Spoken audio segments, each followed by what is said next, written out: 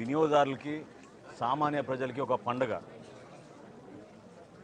ముఖ్యమంత్రి గారి ఆదేశాలతో రాష్ట్ర వ్యాప్తంగా సామాన్యులకి అందుబాటులో ఉంచడానికి కోసం మా ప్రభుత్వం తీసుకున్న అనేక సంక్షేమ పథకాలతో పాటు వినియోగదారులకి నిత్యావసర సరుకులు సరైన ధరకు అందించాలనే ఒక ప్రయత్నం ఒక 10 రోజుల నుంచి మా డిపార్ట్మెంట్ అంతా కూడా కృషి చేశారు.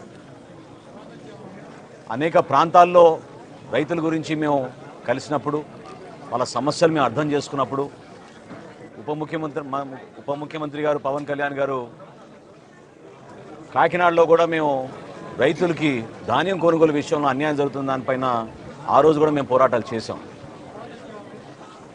గిట్టుబాటు ధర, కనీస మద్దతు ధర అనే 2 అంశాలపైన రైతుకి ఎక్కడ అన్యాయం జరగకూడదని చెప్పి మా శాఖ నుంచి మేము గత ప్రభుత్వం సుమారు 36,000 కోట్ల రూపాయలు కార్పొరేషన్ ద్వారా రుణాలు తీసుకుని 1,650 కోట్లు బకాయిలు రైతులకు చెల్లించకుండా వెళ్ళిపోయింది. అయినా కానీ ఇంత క్లిష్ట పరిస్థితుల్లో ఆర్థిక ఇబ్బందుల్లో గౌరవ ముఖ్యమంత్రి గారి చొరవతోటి ఉప ముఖ్యమంత్రి గారు చూపించిన చొరవతోటి 1000 కోట్ల రూపాయలు తక్షణమే ఆర్థిక సాయం ఏదైతే రైతులు మేము చెల్లించాలో 1,600 కోట్ల నుంచి 1000 కోట్ల రూపాయలు మేము ఆల్రెడీ చెల్లించాం. ఇంకొక 600 కోట్ల రూపాయలు త్వరలోనే చెల్లించాల్సిన అవసరం ఉంది, అది కూడా చెల్లిస్తాం. అందులో భాగంగా ఒక సమీక్షా సమావేశంలో ముఖ్యమంత్రి గారు ధరల గురించి ఒక స్థిరీకరణ తీసుకురావాలనే ఆలోచన వచ్చినప్పుడు అధికారులు మీ అందరం కూడా రాష్ట్ర వ్యాప్తంగా ఉన్న రైస్ మిల్లర్స్ని, హోల్సేలర్స్ని, రీటైలర్స్ని, సప్లయర్స్ అందరిని కూడా ఆహ్వానించి ప్రజలు ఎదుర్కొంటున్న సమస్యలపైన స్పందించాల్సిన బాధ్యత సమాజంలో మీకు ఉంటుంది. ఇదో కుటుంబ సమస్యగా మీరు కూడా భావించాలి. ఎందుకంటే ప్రతిరోజు ధరలు విపరీతంగా పెరిగిపోతున్నాయి. కందిపప్పు 181 రూపాయలు కిలోకి అమ్ముతున్నారు మార్కెట్లో. సామాన్యులు పాపం చాలా ఇబ్బంది పడుతున్నారు. వాటి గురించి చర్చించినప్పుడు వాళ్ళందరూ కూడా పెద్ద మనసుతోటి రాష్ట్ర వ్యాప్తంగా ఒకే ధర అందించాలనే ఒక ఆలోచనతోటి ఒక 4 రోజులు కసరత్తు చేసి మా అధికారులంతా ఈ రోజున సుమారు 284 అవుట్లెట్లలో ఈరోజు కందిపప్పు ప్రతి వినియోగదారుడికి కేవలం 160 రూపాయలు కిలో చొప్పున అందిస్తున్నాం. అదేవిధంగా సూపర్ ఫైన్ రైస్ క్వాలిటీ 49 రూపాయలు కోటి, 48 రూపాయలు కోటి ఆ రైస్ కూడా ప్రతి ఒక్కరికి అందుబాటులో ఉంచేటట్టు రోజుకి 391 క్వింటాళ్ళు మెట్రిక్ టన్నులు దాదాపు మాకు ఉన్న స్టాక్ని మేము బేస్ చేసుకుని రాష్ట్ర వ్యాప్తంగా ఈ రోజున 125 క్వింటాళ్ళ కందిపప్పు ప్రతిరోజు అందుబాటులో ఉంచేటట్టు మేము ఒక నిర్ణయం తీసుకుని వినియోగదారులకు అందిస్తున్నాం. వీటితో పాటు మేము రాబోయే రోజుల్లో ఖచ్చితంగా వీళ్ళందరికీ కూడా పంచదార కానివ్వండి, కందిపప్పు కానివ్వండి, రాగి కానివ్వండి, మిల్లెట్స్ కానివ్వండి, ఇవి పంపిణీ చేయాలని ఒక ప్రణాళిక సిద్ధం చేసుకుంటున్నాం. మనస్ఫూర్తిగా ఈ పండగ వాతావరణంలో ప్రతి ఒక్కరు పాల్గొనాలని గౌరవ శాసనసభ్యులు ఈరోజు ఏ విధంగా ప్రసాద్ గారు వచ్చి ఈ కార్యక్రమాల్లో పాల్గొన్నారు, జిల్లా యంత్రాంగం అంతా కలిసి వచ్చిందో కలెక్టర్ గారికి వాళ్ళ సిబ్బంది అందరినీ జిల్లా యంత్రాంగానికి మనస్ఫూర్తిగా నేను ధన్యవాదాలు తెలుపుకుంటున్నాను. ఈ కార్యక్రమాల్లో పాల్గొనాల్సిన బాధ్యత మనకి ఎందుకు ఉందంటే రైతు బజారుల్లో ఈ పంపిణీ చేస్తున్నప్పుడు మనందరం కూడా ప్రజాప్రతినిధులుగా ప్రజలకి అర్థమయ్యే విధంగా, తెలిసే విధంగా అందరూ కూడా ఈ సౌకర్యాన్ని ఉపయోగించుకునే విధంగా ముందుకు రావాలి. సో ఈ కార్యక్రమాల్లో పాల్గొని విజయవంతం చేసినందుకు, మమ్మల్ని ఆహ్వానించినందుకు పెద్దలు గద్దె రామ్మోహన్ గారికి, అదేవిధంగా ఇక్కడ ఉన్న పార్టీ నాయకులందరికీ కూడా మనస్ఫూర్తిగా నేను ధన్యవాదాలు తెలుపుకుంటున్నాను. భవిష్యత్తులో మేము చేయబోయే కార్యక్రమాల్లో రైతుకి ఖచ్చితంగా న్యాయం జరుగుతుంది, వినియోగదారుడు కూడా అదేవిధంగా సరైన ధరల్లో నాణ్యమైన సరఫరా చేసే విధంగా సరుకులన్నీ కూడా మేము అందిస్తాం.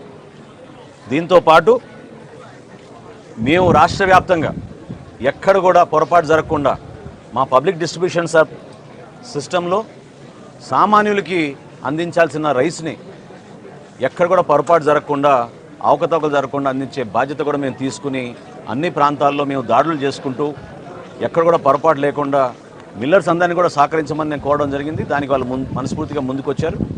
సో ఆ విషయం కూడా మీ అందరితో కూడా ప్రస్తావిస్తూ మేము గతంలో చేపట్టిన కార్యక్రమాలన్నింటినీ కూడా కేవలం ప్రజల కోసం మా ప్రభుత్వం గౌరవ చంద్రబాబు నాయుడు గారి నాయకత్వంలో ఖచ్చితంగా సంక్షేమ ప్రభుత్వంగా పేదలకి అందుబాటులో ఉండేటట్టు ఒక పండుగ వాతావరణం తీసుకొచ్చే విధంగా మేము ముందుకెళ్తున్నాం.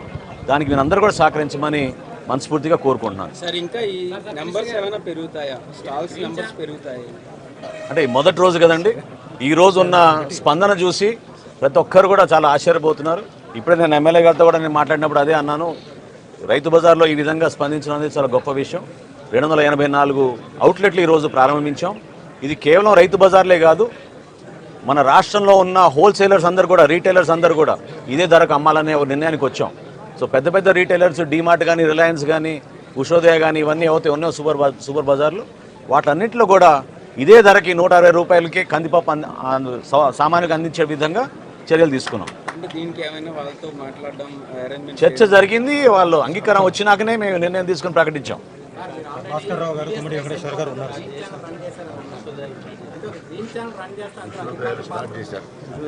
ఏమండి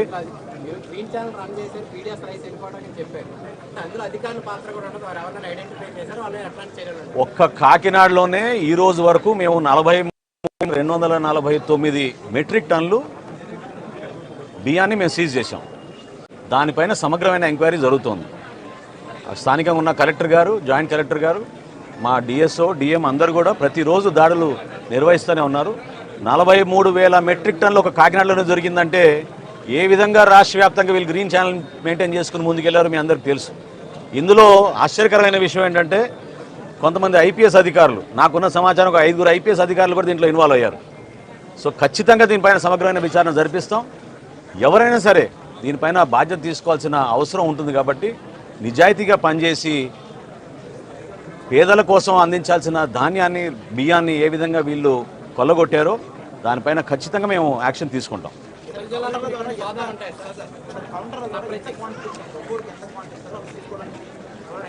బియ్యం 5 కిలోలండి, కందిపప్పు 1 కిలో అండి. జరుగుతూనే ఉన్నాయండి, జరుగుతూనే ఉన్నాయి. ప్రతి జిల్లాలో కూడా జరుగుతున్నాయి. విజిలెన్స్ అధికారులు అప్రమత్తంగా ఉన్నారు, రెవెన్యూ శాఖ అప్రమత్తంగా ఉన్నారు. ఖచ్చితంగా దీనిపైన సమగ్రమైన విచారణ జరిపే విధంగా క్షేత్రస్థాయిలో ఎక్కడ కూడా పొరపాటు జరగకూడదు. పీడిఎస్ సిస్టమ్ ద్వారా అందించాల్సిన బియ్యాన్ని పేదవాడికి అందించాలి. అంతేగాని దళారుల కోసం కొంతమంది రాజకీయ నాయకులు వాళ్ళు వేల కోట్లు సంపాదించిన దాన్ని మాత్రం మేము ఖచ్చితంగా దానిపైన సీరియస్ యాక్షన్ తీసుకుంటాం. సారీ అమ్మా